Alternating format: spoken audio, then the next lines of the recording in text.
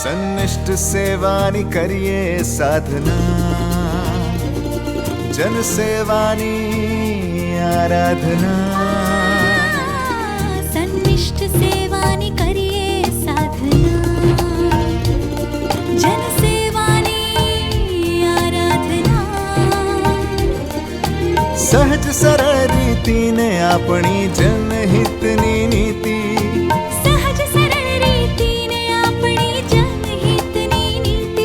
સાથે મળીને લખીએ આપણે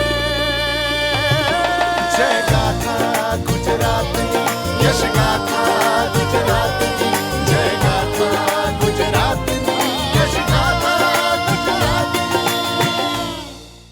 નમસ્કાર દર્શક મિત્રો, સુશાસનનું સરનામું અને સુરાજ્યની પરિભાષા એટલે આપણું ગુજરાત, જેની ખ્યાતિ છે અવિરત ચાલતી વિકાસ યાત્રા. પ્રગતિના નવીન પથ કંડારીને મુખ્યમંત્રી શ્રી ભૂપેન્દ્રભાઈ પટેલના નેતૃત્વ હેઠળની રાજ્ય સરકાર આ વિકાસ યાત્રાને આગળ વધારી રહી છે, જે રાજ્યના સર્વે નાગરિકોના જીવનને વધુ સુખમય અને સુવિધાજનક બનાવતી રહે તેવા શુભાશય સાથે શરૂ કરીએ આપણો લોકપ્રિય કાર્યક્રમ યશગાથા ગુજરાતની.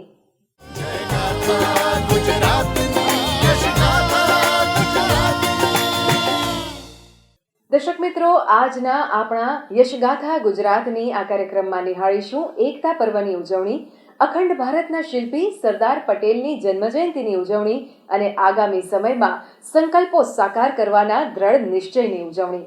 ત્યારબાદ જાણીશું કે વડાપ્રધાનશ્રીએ સ્વાસ્થ્ય ક્ષેત્રે દેશના વિવિધ રાજ્યોમાં કરેલા વિવિધ પ્રકલ્પોના લોકાર્પણ પૈકી ગુજરાતમાં કયા પ્રકલ્પનું થયું લોકાર્પણ, અને સાથે જ નિહાળીશું કે નૂતન વર્ષના પ્રારંભે કયા જિલ્લાને મળી મુખ્યમંત્રી શ્રી ભૂપેન્દ્રભાઈ પટેલના હસ્તે વિવિધ વિકાસ કાર્યોની ભેટ. તેમજ એ પણ જાણીશું કે અમદાવાદમાં ગ્રીન અને સસ્ટેનેબલ ફ્યુચર માટે કેન્દ્રીય મંત્રીશ્રીએ કયા નવા પ્લાન્ટની કરાવી શરૂઆત.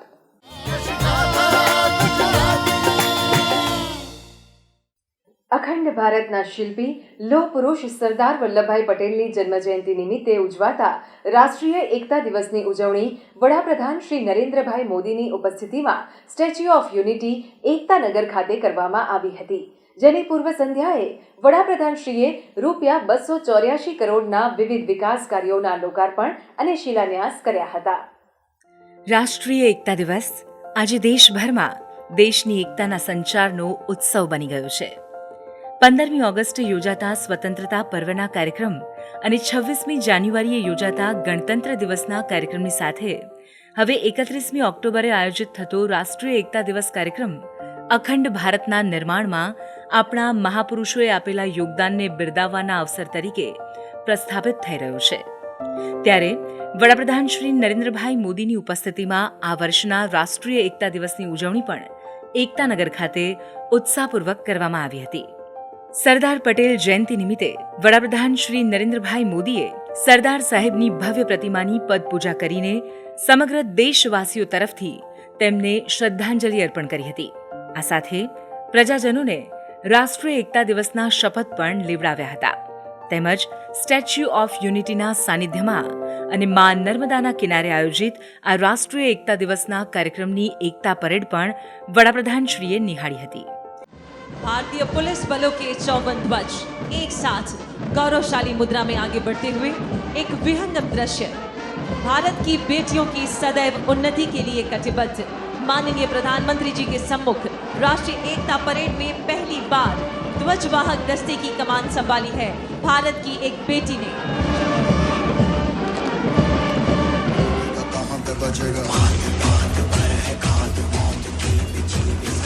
राष्ट्रदूत कौमे अग्रेसर एक चट्टान की तरह अडिग इरादों के साथ आगे बढ़ते सीमा प्रहरी. लहरा दो सरकशी का परचम लहरा दो.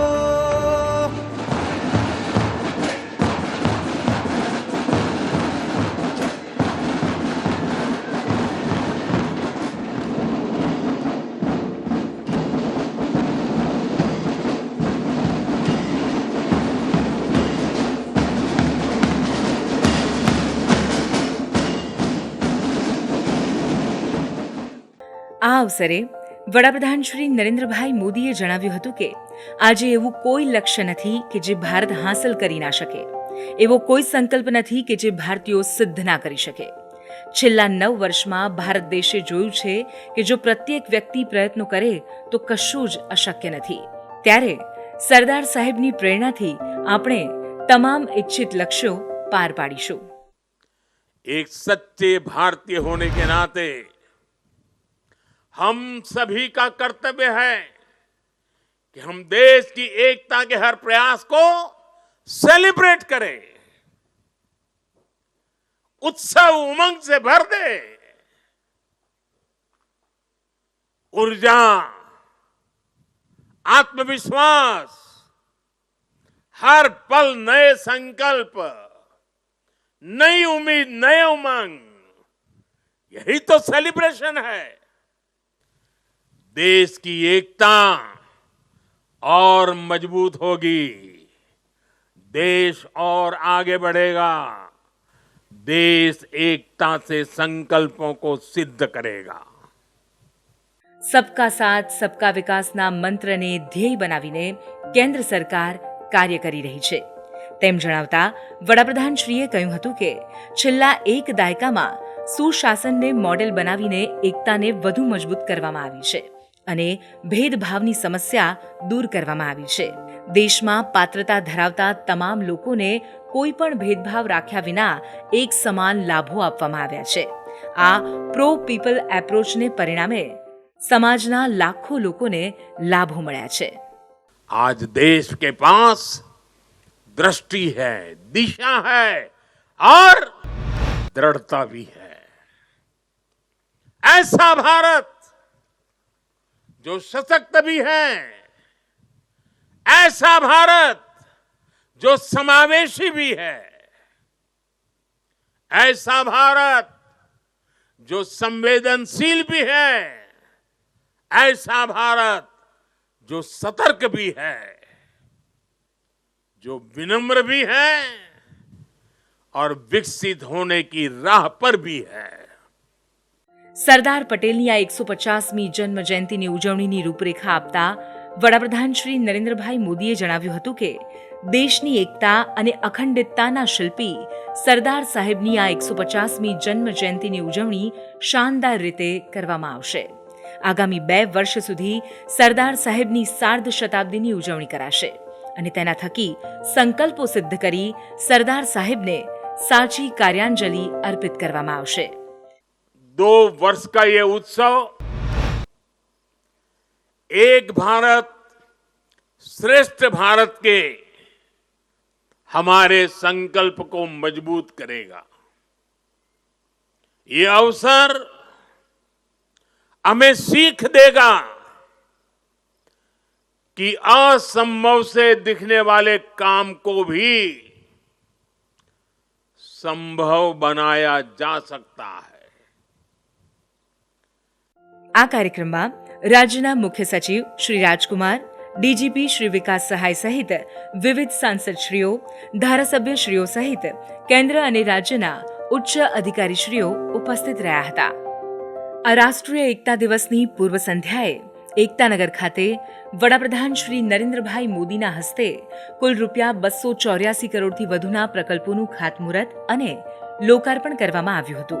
એકતાનગરમાં આરોગ્ય અને જન સુવિધાઓમાં વધારો કરતા વડાપ્રધાનશ્રીએ bonsai garden, sewage treatment plant, Sardar Sarovar dam experience centre જેવા મહત્વાકાંક્ષી પ્રકલ્પો અને 22 કરોડના ખર્ચે નિર્મિત 50 બેડની ક્ષમતા ધરાવતી સબ ડિસ્ટ્રિક્ટ હોસ્પિટલનું ઉદ્ઘાટન કર્યું હતું.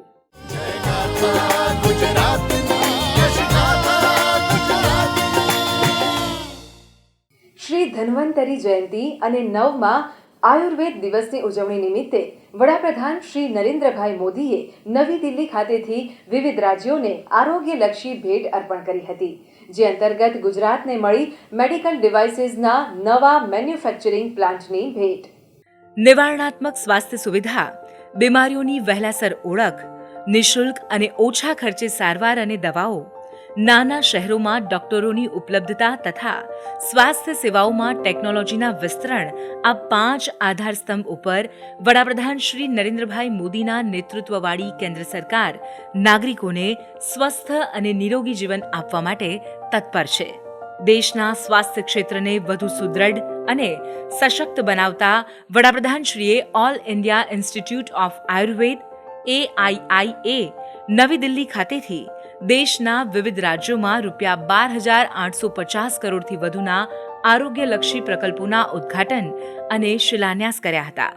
આ ઉપરાંત સગર્ભા માતા અને 0 થી 16 વર્ષના બાળકો માટેની વેક્સિન અંગે માહિતી મેળવવા યુ-વિન પોર્ટલનો શુભારંભ કરાયો હતો, જેથી સગર્ભા માતા અને 0 થી 16 વર્ષના બાળકોની તમામ પ્રકારની વેક્સિનની માહિતી દેશના કોઈ પણ ખૂણે ઉપલબ્ધ થઈ છે.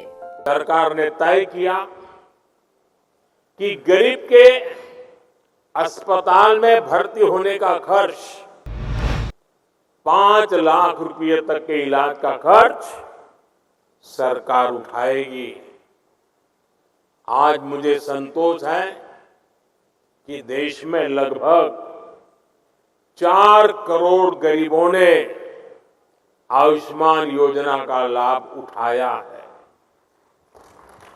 ये 4 करोड़ गरीब अस्पताल में भर्ती हुए, इनमें से कुछ तो अलग अलग बीमारियों के लिए कई बार भर्ती हुए, अपनी बीमारी का इलाज कराया और इन्हें एक भी रुपया खर्च नहीं करना पड़ा.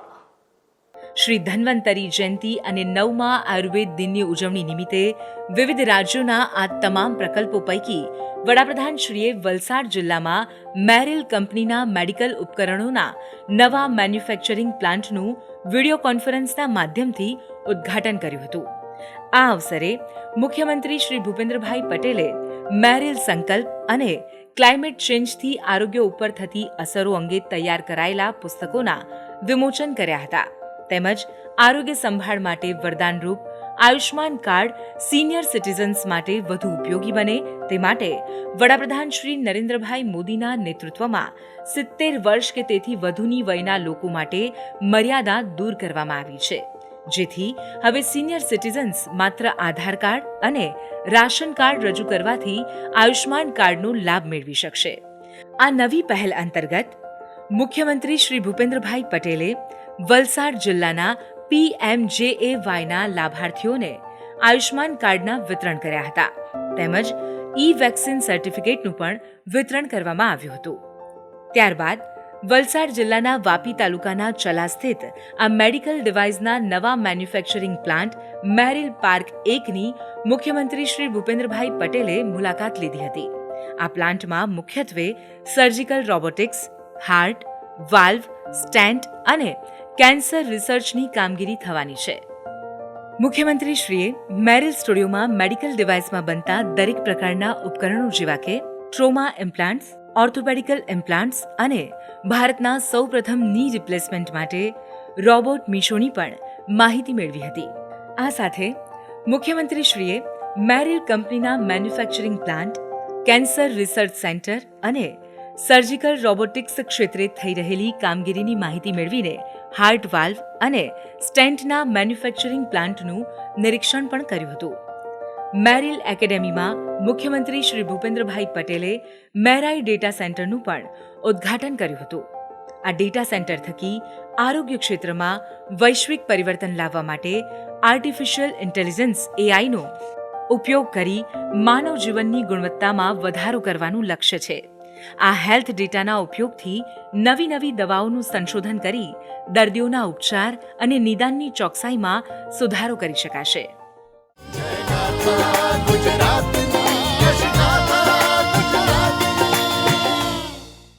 અમરેલી જિલ્લા માટે નવા વર્ષનો પ્રારંભ થયો વિકાસ કાર્યોની હેલી સાથે, જ્યાં મુખ્યમંત્રી શ્રી ભૂપેન્દ્રભાઈ પટેલે ₹122 કરોડના વિકાસ કાર્યોના લોકાર્પણ અને ખાતમુહૂર્ત કર્યા હતા. નાગરિકોની સુખ સુવિધામાં વધારો કરતા વિકાસ કાર્યોના લોકાર્પણ અને ખાતમુહૂર્ત એ ગુજરાત સરકારની કાર્યપ્રણાલી રહી છે. ત્યારે નૂતન વર્ષમાં પ્રવેશતા જ આ પ્રણાલીને આગળ વધારતા મુખ્યમંત્રી શ્રી ભૂપેન્દ્રભાઈ પટેલે અમરેલીના સાવરકુંડલાને કુલ રૂપિયા 122 કરોડના વિકાસ કાર્યોની ભેટ અર્પી હતી. સાવરકુંડલા ખાતે રૂપિયા 122 કરોડના વિકાસ કાર્યોના ખાતમુહૂર્ત અને લોકાર્પણ પૈકી મુખ્યમંત્રીશ્રીએ સાવરકુંડલા નગરપાલિકા વિસ્તારના રૂપિયા 103 કરોડના વિકાસ કાર્યોના ખાતમુહૂર્ત, માર્ગ અને મકાન વિભાગ, પંચાયતના રૂપિયા 4 કરોડથી વધુના લોકાર્પણ અને 13 કરોડથી વધુના ખાતમુહૂર્ત કર્યા હતા. આ અવસરે મુખ્યમંત્રી શ્રી ભૂપેન્દ્રભાઈ પટેલે કહ્યું હતું કે વર્તમાન સરકારમાં કરોડોના વિકાસ કાર્યો થઈ રહ્યા છે તે સબળ નેતૃત્વનું ઉત્કૃષ્ટ ઉદાહરણ છે. પહેલાના સમયમાં નગરપાલિકાનું આખા વર્ષનું બજેટ 5 થી 10 લાખ રૂપિયાનું હતું અને આજે નગરપાલિકા દ્વારા 100 કરોડ રૂપિયાના વિકાસ કાર્યોના લોકાર્પણ થઈ રહ્યા છે. સબળ નેતૃત્વ થકી પરિવર્તન લાવનારા દીર્ઘદ્રષ્ટા વડાપ્રધાન શ્રી નરેન્દ્રભાઈ મોદીના માર્ગદર્શન હેઠળ આયોજનબદ્ધ વિકાસ કામોને સરકારમાં ત્વરિત મંજૂરી મળી રહી છે, જેના પરિણામે વિકાસ વેગવંતો બન્યો છે. પહેલા આપણા શહેરી વિકાસનું બજેટ 2001-13માં 750 કરોડ રૂપિયા હતું, એ આજે વધીને 21,696 કરોડ રૂપિયા થયું. તમારે કોઈ કામ કરવા માટે આયોજનબદ્ધ રીતે તમે જે કામ આપો એ કામ સરકાર કરવા માટે તત્પર છે. તમારું આયોજન હોવું જોઈએ. અમરેલી જિલ્લાના વિવિધ વિકાસ કામો ગુણવત્તાસભર રીતે પરિપૂર્ણ થાય તથા જિલ્લાની સુવિધામાં વધારો થાય તેવી નાગરિકોને શુભેચ્છા પાઠવતા મુખ્યમંત્રીશ્રીએ કહ્યું હતું કે અમરેલી જિલ્લા તથા સાવરકુંડલા શહેરની રોડ કનેક્ટિવિટી વધે તે માટે વિવિધ રસ્તાઓના કામો થકી નગરજનોને સુવિધાસભર પરિવહનની ભેટ મળી છે. રાજ્યમાં ખેડૂતોને મળતી સુવિધાઓને વર્ણવતા મુખ્યમંત્રી શ્રી ભૂપેન્દ્રભાઈ પટેલે કહ્યું હતું કે રાજ્યમાં રોડ રસ્તા, પીવાનું અને સિંચાઈનું પૂરતું પાણી, નિયમિત વીજળી, પાકની વાવણીથી પાકની લણણી અને પાકના વેચાણ સુધી ખેડૂતલક્ષી યોજનાઓ રાજ્ય સરકારે અને કેન્દ્ર સરકારે અમલમાં મૂકી છે, જેના પરિણામે ખેડૂતો આર્થિક રીતે સદ્ધર બની રહ્યા છે. આ કાર્યક્રમમાં મુખ્યમંત્રી શ્રી ભૂપેન્દ્રભાઈ પટેલે આજીવન ખેડૂતોની સેવાને વરેલા અને સમૂહ ખેતીના પ્રણેતા પૂર્વ ધારાસભ્ય સ્વર્ગસ્થ ભગવાન બાપાની પ્રતિમાનું સાવરકુંડલા એપીએમસી ખાતે અનાવરણ કર્યું હતું.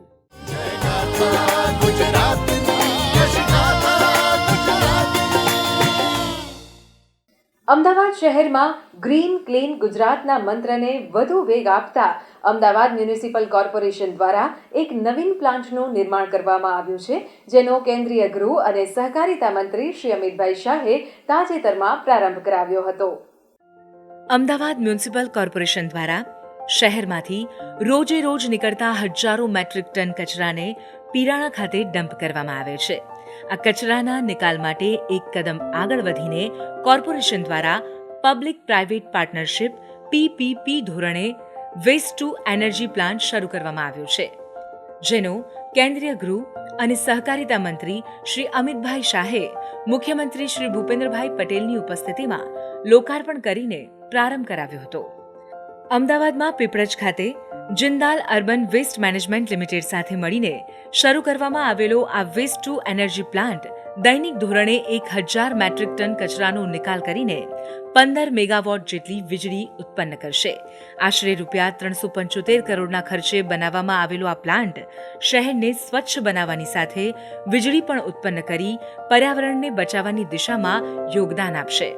આ અવસરે રાજ્યના આરોગ્ય મંત્રી શ્રી ઋષિકેશભાઈ પટેલ, સહકાર અને ગ્રામોદ્યોગ રાજ્યમંત્રી શ્રી જગદીશભાઈ વિશ્વકર્મા, અમદાવાદ શહેરના મેયર સુશ્રી પ્રતિભાબેન જૈન, રાજ્યસભા સાંસદ શ્રી નરહરિભાઈ અમીન, લોકસભા સાંસદ શ્રી દિનેશભાઈ મકવાણા સહિત અમદાવાદના ધારાસભ્યશ્રીઓ અને વિવિધ અધિકારીશ્રીઓ ઉપસ્થિત રહ્યા હતા.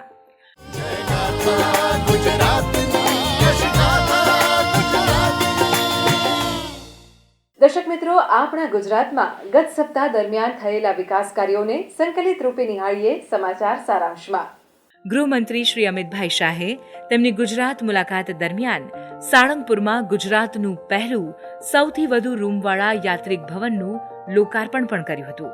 આ અવસરે કેન્દ્રીય મંત્રી શ્રી અમિતભાઈ શાહે કહ્યું હતું કે આ નવીન યાત્રિક ભવન એકદમ ગ્રીન કહી શકાય એવું છે, જ્યાં દૂર દૂરથી પહોંચતા લોકો રોકાઈને નિર્વિઘ્ને શ્રી કષ્ટભંજન દેવના દર્શનનો લાહવો લઈ શકશે. 2 વર્ષમાં નિર્મિત આ વિશાળ યાત્રિક ભવન આવનારા અનેક વર્ષો સુધી લોકોને આશરો આપશે. સાળંગપુર હનુમાનજી મંદિરના પરિસરમાં ₹200 કરોડથી વધુના ખર્ચે વિશ્વના દરેક આધ્યાત્મિક સ્થળનું અને ગુજરાતનું પહેલું સૌથી વધુ 1100 રૂમનું આ યાત્રિક ભવનનું 9 લાખ ચોરસ મીટર વિસ્તારમાં નિર્માણ કરાયું છે. આ ભવનમાં યાત્રિકો માટે કુલ 1000થી વધુ રૂમ ઉપલબ્ધ છે, જેમાં 500 AC room, 300 non AC room, 5 servant hall અને 14 સ્ટોર રૂમ સામેલ છે. તેમજ યાત્રિકો પોતાના રૂમમાં આરામથી જઈ શકે એ માટે સીડી ઉપરાંત 10 હાઈ સ્પીડ લિફ્ટની સુવિધા પણ ઉપલબ્ધ કરાવવામાં આવી છે.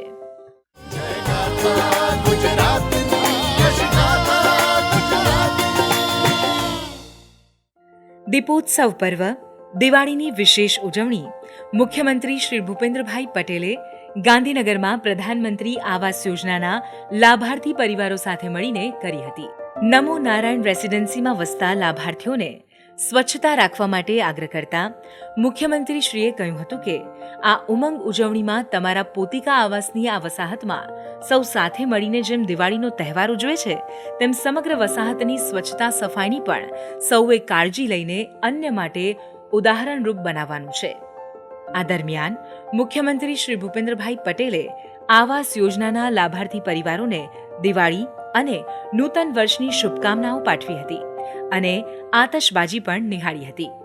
આ અવસરે ગાંધીનગરના મેયર શ્રીમતી મીરાબેન પટેલ, ધારાસભ્ય શ્રીમતી રીટાબેન પટેલ સહિત વિવિધ અધિકારીશ્રીઓ ઉપસ્થિત રહ્યા હતા.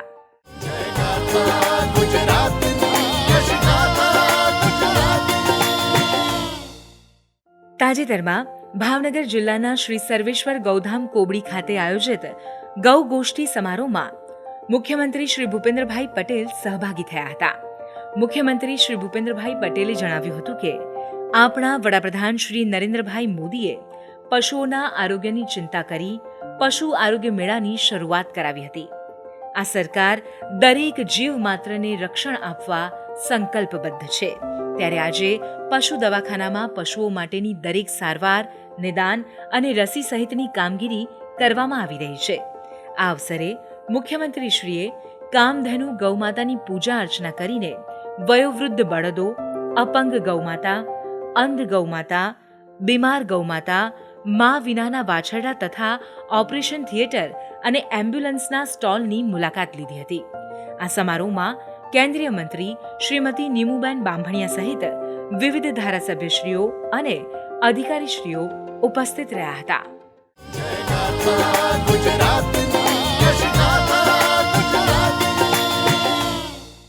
યશગાથા ગુજરાતની દર્શક મિત્રો, આ કાર્યક્રમ શ્રેણીનો આજનો એપિસોડ અહીંયા સમાપ્ત થાય છે. ફરીથી મળીશું આવતા સપ્તાહે વિકાસની નવી વાતો સાથે. ત્યાં સુધી રજા આપશો. નમસ્કાર.